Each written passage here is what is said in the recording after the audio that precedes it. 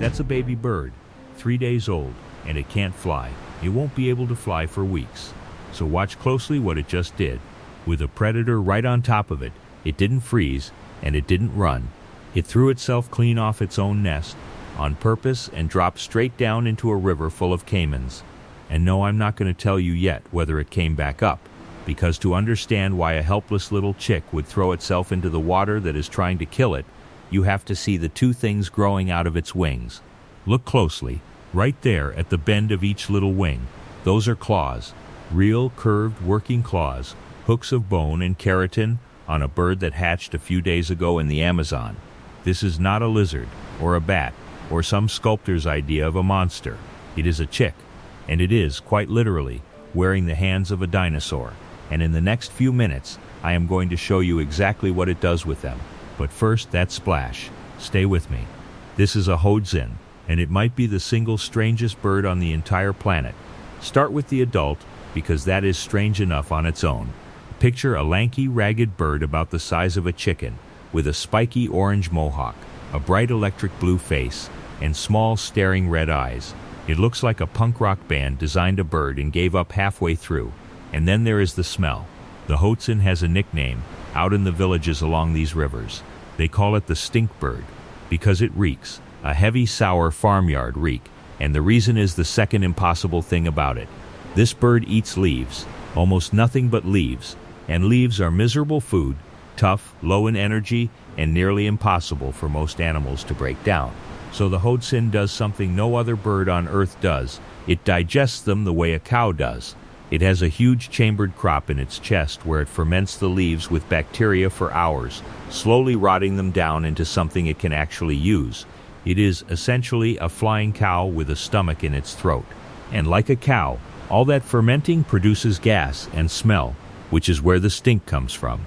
It is the only bird in the world that eats this way. So already we have a blue-faced, orange-crested, cow-stomached bird that smells like a barnyard. And we have not even gotten to the babies yet, because that is where it gets genuinely unbelievable. A hoatzin builds its nest on a thin branch hanging directly out over the water, not near the water, over it. A flimsy platform of sticks, cantilevered above a slow brown river. And your first thought is that this is a terrible idea. One gust, one clumsy chick, and the baby is in the river. But it is not a mistake. It is the whole plan. Because the flooded forest is a nightmare for anything nesting in a tree. Tree-climbing snakes pour along the branches. Capuchin monkeys raid nests in gangs. Tyros, big fearless weasels, hunt through the canopy all day long. A nest up in that tangle is a lunch counter. So the hoatzin does the one thing almost nothing else does. It hangs its babies over an escape hatch, a trapdoor made of water. And this is where those claws finally make sense. Because when a snake does come pouring down the branch or a monkey's hand reaches over the rim of the nest, the hoatzin chick has a move that no other baby bird possesses. It doesn't cower, it walks to the edge, and it jumps. Drops clean off the nest and falls, wings out, straight down into the river below, and vanishes under the surface. And then this thing that cannot fly, this scrap of a bird days out of the egg, starts to swim, underwater, strongly, with real purpose, kicking away from the bank and the danger, until it is far enough to surface quietly in the reeds and go still. A newborn bird, cornered by something that wants to eat it, chooses to throw itself into a river and swim off underwater. There's nothing else like it in the sky. Nothing.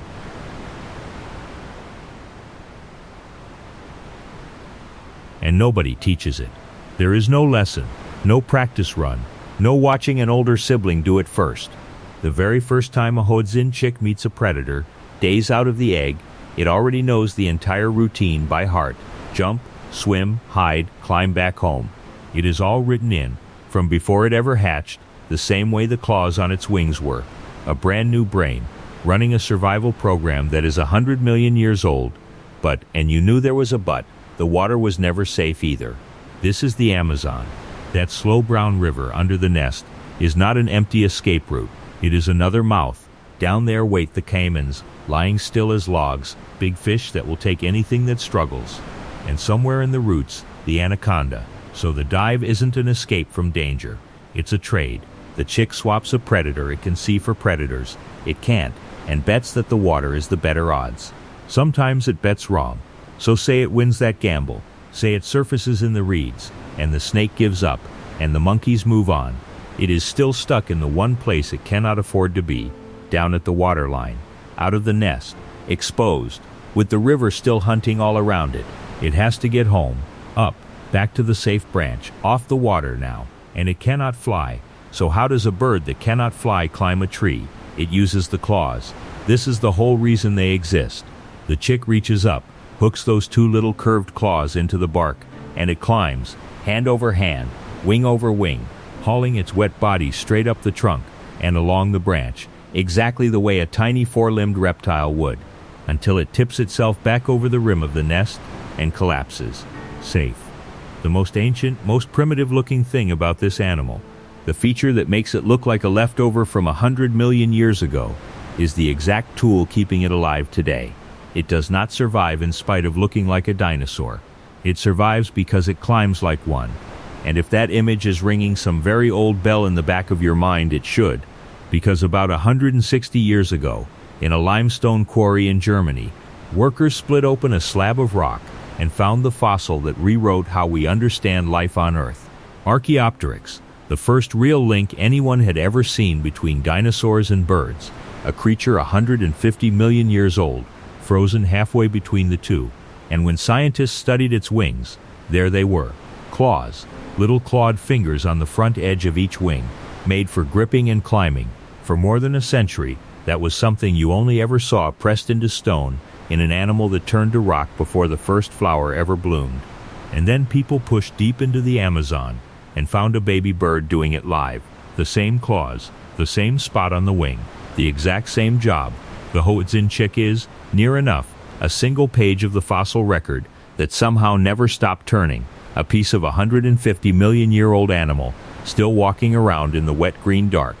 And if a baby bird throwing itself into a caiman-filled river and then rock climbing back out on tiny dinosaur claws is the kind of thing you want more of, subscribe, because there is a new wild survival story here every week. Now stay with me, because there is one last twist, and it is the strangest part of all. The claws do not last. This superpower, the diving, the swimming, the climbing hand over hand, the hoatzin only gets to keep it for a few short weeks. By around 3 months old, as the young bird finally learns to fly, the wing claws shrink, and then they simply fall off, and the adult hoatzin never grows them back. And look at the timing of that. This bird is born with the hands of a dinosaur, uses them for the most dangerous, most defenseless stretch of its whole life, and then throws them away the second it can fly instead. The claws are a childhood-only gift, a tool handed to it for exactly the years it is too small to fly and most likely to be eaten and taken away again the second it no longer needs them. And that's the part that really gets me about this ridiculous, smelly, blue-faced little bird. Because it isn't just doing some weird party trick, it's the only living member of its entire family, an entire branch of the bird family tree with just one twig left on it. Its ancestors split away from all other birds around 65 million years ago, right around the time the last of the great dinosaurs vanished. Everything else on that branch is gone. This is the sole survivor, a lineage of one, still here, in the flooded forest, raising babies that climb trees with clawed hands, the way something did in the world before the asteroid. So our chick, the one that jumped into the black water at the very start, before I would tell you how it ended. It hit the river and went straight under. A caiman turned its long head toward the splash and slid off its log.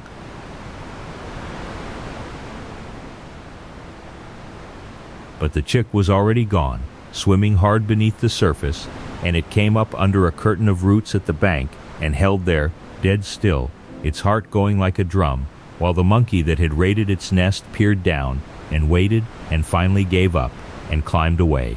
And then, hand over hand, claw over claw, dripping and exhausted, it climbed back up the branch to the ruined nest, and it lived.